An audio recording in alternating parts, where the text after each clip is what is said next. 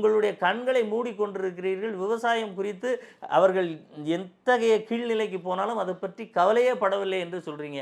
அப்படி எதிர்க்கட்சி தலைவரை பொய் சொல்கிறார் என்று சொல்றீங்களே, அவர் யார் தெரியுமா? நீங்க கடந்த ஆட்சி காலத்தில் 13,000 கோடியை விவசாயிகள் கடனை தள்ளுபடி செய்த முதலமைச்சர். அவரை பார்த்து நீங்க பொய் சொல்றான்னு சொல்றீங்க. இயல்பிலேயே ஒரு விவசாயி, அவரை பார்த்து பொய் சொல்றான்னு சொல்றீங்க. சார் ஒன்றும் இல்லை சார், திமுக கட்சி மாநாடு, உங்கள் முதலமைச்சர் அந்த இடத்த பார்வையிட வருகிறார், உடனே காங்கிரீட் சாலை அமைத்து வயல்வெளிக்குள்ளே போடுறீங்கல்ல.